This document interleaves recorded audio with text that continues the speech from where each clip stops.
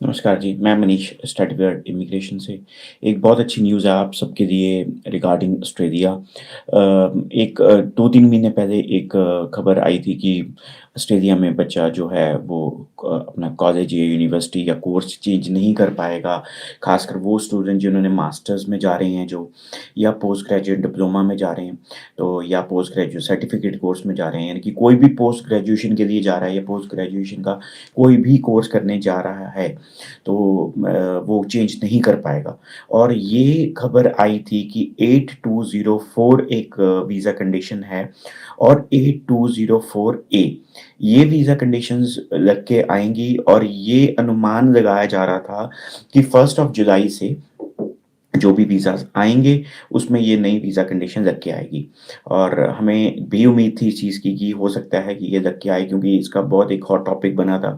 Australia में है, जैसे कि मैं ऑस्ट्रेलिया बेस्ड हूँ, सिडनी बेस्ड हूँ, तो काफ़ी चीज़ें लाइक यहाँ पर ये चीज़ कॉलेजेस, यूनिवर्सिटीज़ भी लाइक जो रिप्रेजेंटेटिव्स हैं ड जो हमारे साथ डिस्कस करते हैं, तो उन्होंने भी ये बोली कि हाँ, ये जो वीज़ा कंडीशन सकती है, देयर हाई चांसेस। और कॉलेजेस को काफ़ी ये डर था कि अगर ये वीज़ा कंडीशन लग गई बाय चांस, तो लाइक बच्चा जो मास्टर्स से डिप्लोमा में चेंज करता है या फिर पोस्ट ग्रेजुएट डिप्लोमा में चेंज करता है, वो नहीं कर पाएगा और उनके भी बिज़नेस को इफ़ेक्ट पड़ेगा।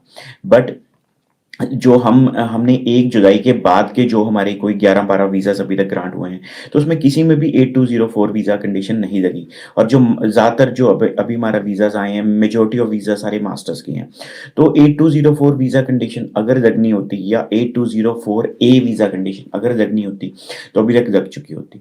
तो हमने ये देखा है कि मैंने काफ़ी और भी कंसल्टेंट्स जो हमारे भाई काम करते हैं इंडिया में, उनसे भी मेरी डिस्कशन हुई कि किसी के वीज़ा में उन्होंने 8204 वीज़ा कंडीशन देखी हो या 8204 ए वीज़ा कंडीशन देखी हो, तो सबका यही कहना है कि किसी ने भी 8204 ए या 8204 वीज़ा कंडीशन नहीं देखी मास्टर्स में।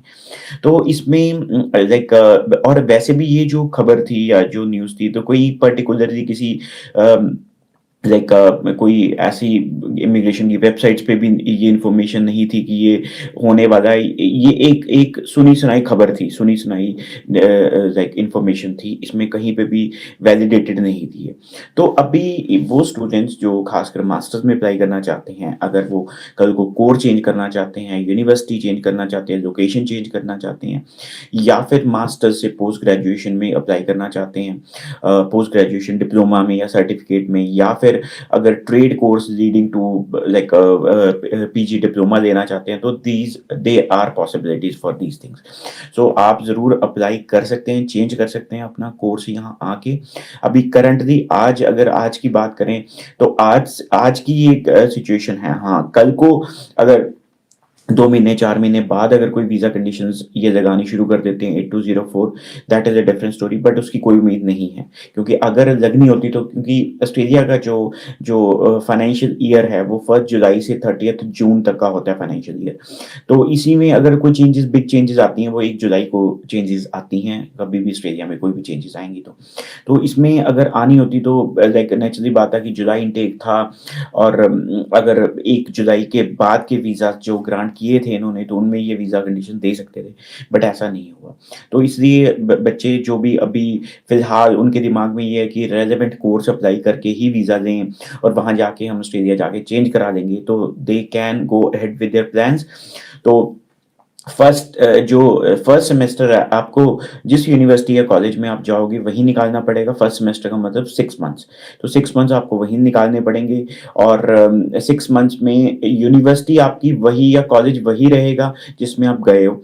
लेकिन अगर विद इन द यूनिवर्सिटी या कॉलेज में अगर आपने कोर्स चेंज करना है, दैट इज़ पॉसिबल। अगर उस यूनिवर्सिटी की, जैसे आप सिडनी में गए हो, उनकी मेलबर्न में भी कोई ब्रांच है, तो आप शिफ्ट कर सकते हो, दैट इज़ ऑल्सो पॉसिबल। लेकिन अगर आप कहो कि मुझे यूनिवर्सिटी चेंज करनी है, कोर्स सेम रखना है, that is not possible.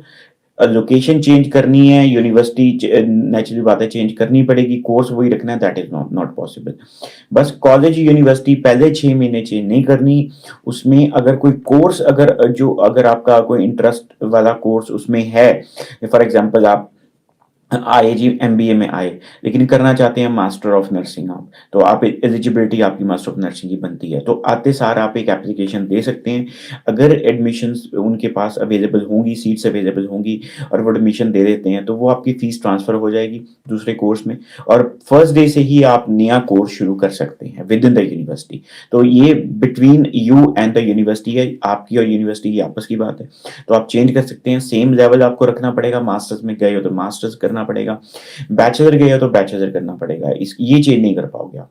But after 6 months you can change the levels, change the course, change the location, change the university, change the college, whatever you want to do you can do. जो बच्चे यहाँ पे masters में आते हैं और वो साथ में वो उनको लगता है कि ट्रेड कोर्स पे मुझे जाना चाहिए या मुझे उस पे पीआर जल्दी मिल जाएगी, तो what they can do is कि मास्टर के साथ-साथ भी वो ट्रेड कोर्स कॉन्करेंटली कर सकते हैं। तो इधर से मास्टर्स उनकी चल रही है, साथ-साथ वो कॉन्करेंटली जो है अपना ट्रेड कोर्स साथ-साथ करते रहेंगे। तो उससे फिर क्या होता है कि बच्चा जो है वो ईज़िली दोनों प्रोग्राम्स भी कर देता है, वीज़ा का भी उसको कोई चेंज कराने की ज़रूरत नहीं है, कोर्स चेंज करने की ज़रूरत नहीं है और साथ-साथ उसके पीआर का भी जो एलिजिबिलिटी वो ईज़ी हो जाती है। बट अगर फिर भी आप मास्टर्स के बाद चेंज करना चाहते हैं, तो फर्स्ट ऑप्शन ये है कि आप जैसे आप ऑस्ट्रेलिया पहुँचते हैं, तो आप एक डिप्लोमा की सीओई लेकर या जिस भी कोर्स की सीओई आप लेना चाहते हैं, अगर डाउनग्रेड कर रहे हैं, तो आप वीज़ा अप्लाई कर दीजिए। उसमें क्या रहेगा कि जैसे ही आप वीज़ा अप्लाई करते हैं, तो उसमें थोड़ा टाइम लगता है वीज़ा का डिसीज़न आने में। तो अगर 1% का आपका वीज़ा डिसीज़न नेगेटिव आता है, तो भी जो आपका पुराना वीज़ा है, वो वैलिड रहता है। तो जिस मास्टर्स वीज़ा पे आप आए हैं, वो वैलिड है, तो आप वापस अपनी मास्टर्स में जा सकते हैं। So that is possible. और दूसरी इसमें ये रहता है कि अगर आप मास्टर्स में आए हैं, तो आप डिप्लोमा की सीओई लेके साथ में एक मास्टर्स की सीओई पीछे रख सकते हैं। तो जो फ्यूचर सीओई आप अगर मास्टर्स की लेके रख देते हैं, उसमें भी आप अपना वीज़ा जो है बचा सकते हैं और उसमें भी एक जो सिस्टम पे जो इमिग्रेशन के सिस्टम पे आपकी एक मास्टर्स की सीओई रहेगी, तो उससे आपका जो है वीज़ा जो है, वो आपका बच जाएगा। तो ये चीज़ें साथ-साथ आपको चलानी पड़ेंगी, साथ-साथ रखनी पड़ेंगी। अगर ये चीज़ें साथ में लेके आप चलते हैं, तो आपके वीज़ाज़ में भी दिक्कत नहीं आएगी, आपके जो जो जो आपके लेवल में भी दिक्कत नहीं आएगी और आप जो अपनी पीआर लेने का जो सपना है, वो भी पूरा कर सकते हैं। इसके अलावा जो अभी 8204 कंडीशन की आपको मैंने बात की, काफ़ी बच्चे इसमें लाइक थोड़े कन्फ्यूज़्ड हैं, उनके जो फ्रेंड्स यहाँ पे बैठे हैं, वो भी कन्फ्यूज़्ड हैं, उनके कोई रिलेटिव्स बैठे हैं या कोई जानकार बैठे हैं क्योंकि एज़ सच किसी ने भी 8204 वीज़ा कंडीशन अभी तक नहीं देखी। तो अगर आपको कोई भी इन्फॉर्मेशन ये दे रहा है कि ये जो आप वहाँ पे चेंज नहीं कर सकते, कॉलेज नहीं चेंज कर सकते, यूनिवर्सिटी नहीं चेंज करते, लोकेशन नहीं चेंज कर सकते, डाउनग्रेड नहीं कर सकते, तो आपको मैंडेटरी है कि अब जो मास्टर्स में आएगा उसको करना ही पड़ेगा, दैट इज़ रॉन्ग। तो जो भी आपको ये इन्फॉर्मेशन देता है आज के बाद, तो आप उनसे पूछिए कि कोई भी वीज़ा वो दिखाएँ जिसमें 8204 या 8204 ए वीज़ा कंडीशन लगी हो। तो वो कोई भी आपको वीज़ा इ इस टाइप का नहीं दिखा पाएगा जिसमें ये दोनों कंडीशंस में से कोई भी कंडीशन लगी हो। अगर ये कंडीशन नहीं लगी है, तो आपको किसी भी तरीके से टेंशन लेने की ज़रूरत नहीं है। तो ये चीज़ आप ध्यान में रखिए कि एक फैक्ट्स की बात होती है और एक होती है सुनी-सुनाई बात। सो फैक्ट्स पे बात करेंगे कि अभी फ़िलहाल की बात करें कि 1 जुलाई से जो हमें उम्मीद थी कि वीज़ा कंडीशंस लगने की, वो नहीं लगी हैं।